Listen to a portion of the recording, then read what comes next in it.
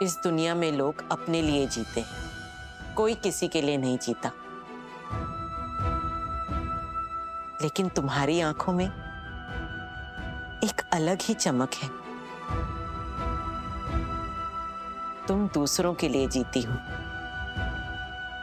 उनकी खुशी में तुम्हारी खुशी है और अपनों की खुशी के लिए तुम कुछ भी कर सकती हो।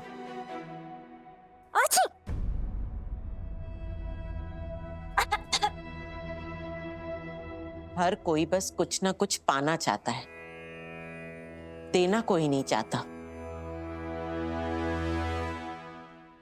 पर शारदा जी, तुम्हारी ये बहू सिर्फ देना जानती है।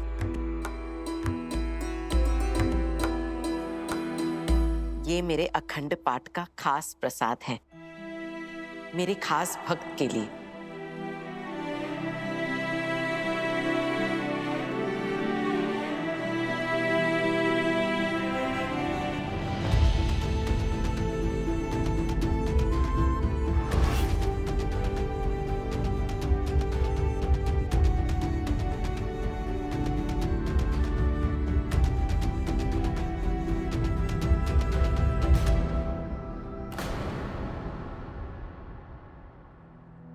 इस चुभन से तो अच्छा मधुमक्खी को खुद को डंक मारने देती, जैसे इस चालाक लोमड़ी रीत ने किया।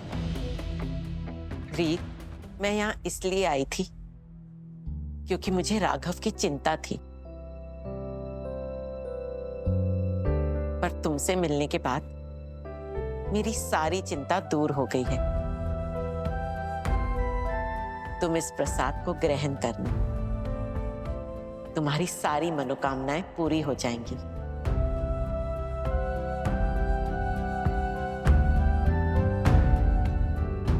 मैं सिर्फ ये चाहती हूँ कि राघव जिस दर्द से गुजर रहे हैं वो कम हो जाए, और कुछ नहीं चाहिए। जीती रहो। शारदा जी हमारे जाने का समय हो गया है। जी मिस मुरैना, पूनम, जाओ जाकर गुरु माँ का सामान लेकर आओ। जी मम्मी जी।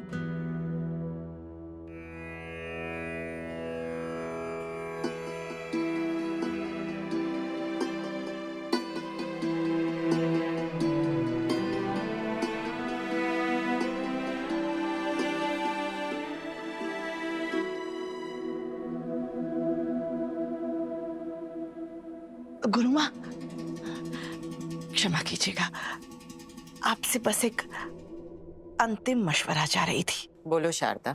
पिछले कुछ दिनों से हमारे घर में बहुत सी मुसीबतें आ रही हैं। आत्मशुद्धि पे काम करो शारदा।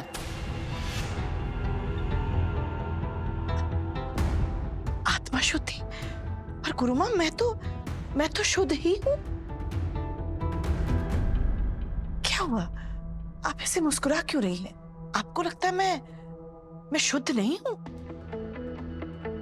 क्या मेरे मन में जो आपके लिए समर्पण का भाव है उसमें आपको कोई शक है? आप तो जानते हैं गुरु माँ कि राघव की तरह आप ही मेरे लिए सब कुछ है। शारदा, अगर मैं तुम्हारे लिए सब कुछ होती तो क्या पाठ के बीच में तुम मुझे अकेला छोड़कर जाती?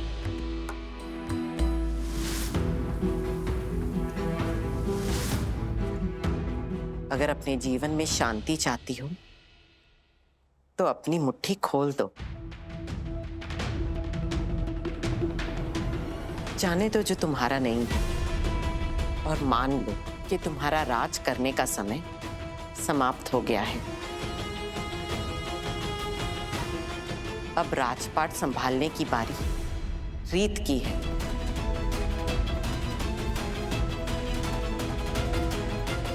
वो राघव की जिंदगी को बदलने वाली है, उसके घर परिवार को पूरा करने वाली है। इस घर के कल्याण और खुशियों की चाबी रीत के हाथों में है, तुम्हारे हाथों में नहीं है शारदा।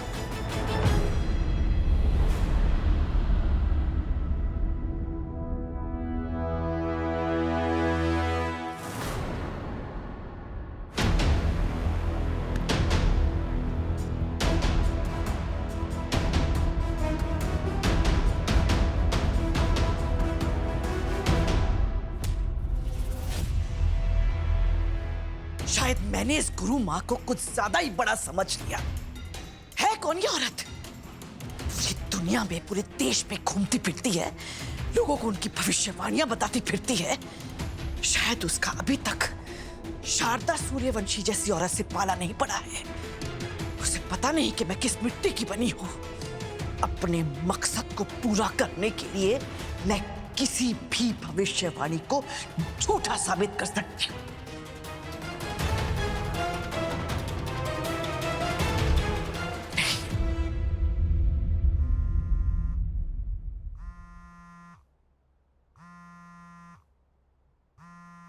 रीत का फोन। हेलो। मिसेस रीत चौधरी। नहीं, मैं उनकी सास बोल रही हूँ। मैडम जी, उनसे कह दीजिएगा कि नीता जी की तबीयत बहुत ज्यादा खराब हो गई है। एक मिनट। नीता मतलब मिसेस नीता चावला? जी, उनकी तबीयत बहुत ज्यादा खराब हो गई है। हमें उनके लिए जल्द से जल्द डोनर अरेंज करना पड़ेगा। नीता डोनर? क्या क्या क्या क्या कह रही हैं आप? रीत जी भी काफी टाइम से उनके बेटे को कांटेक्ट करने की कोशिश कर रही थी बोन मैरो ट्रांसप्लांट के लिए। नीता जी का बेटा मतलब आप? जी, रोहित चावला। हाँ, मिस्टर रोहित चावला। हाँ, कहिए। उन्हें कह देना कि अगर उन्हें कुछ भी पता चलता है तो हमें जल्दी से बताएं। डॉक्टर ने कहा है कि हमें आगे का मेडिकल प्रोसेस शुरू करना है। हाँ, ठीक है, मैं उन्हें जरूर बता दूंगी। Thank you.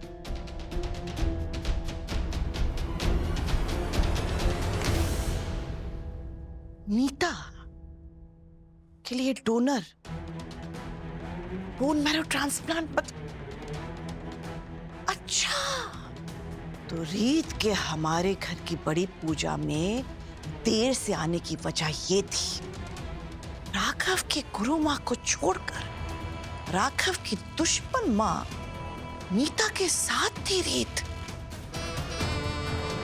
गुरु माँ, मैंने तो कहा था, किस्मत चाहे कुछ भी कहे, उसका रुख बदलना शारदा सूर्यवंशी को आता है। सही कहते हैं लोग, एक दरवाजा बंद होता है तो 4 दरवाजे खुल जाते हैं। आओ रीत, आज एक नया खेल खेलते हैं। रीत, तुम भी थक गई होगी, आराम कर।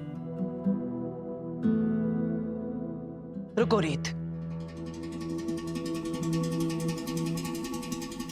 अभी तुम्हें राघव को कुछ जरूरी जवाब देने हैं।